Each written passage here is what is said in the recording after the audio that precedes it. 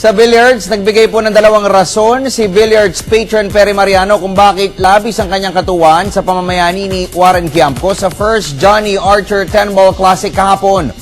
Una po ay naitaas muli ni Quiamco ang bandila ng Pilipinas at ang ikalawa ay nahila niya ang paa ni current Money Game King Shane Van Boening.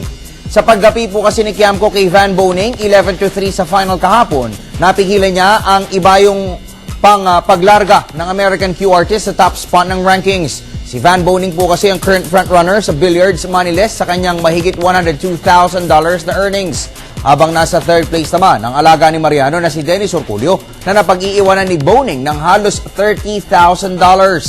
At bagaman Pinoy po ang naghari sa torneyong ito sa Amerika, may matindi pa rin po tayong pangangailangan na umarangkada pa. Hindi ikinubli ni Mariano ang katotohanan na humaharurot na rin sa billiards race sa mga kapitbahay nating Asyano at maging ang mga European nations.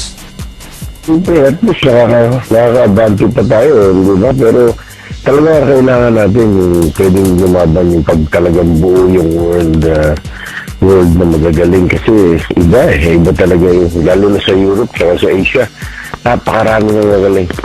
Ang problema pa rin natin, yung panlaban natin sa mga world talagang tournament na talagang kasali lahat yung Europe, Taiwan, Asians, yun ang nakakatakot eh.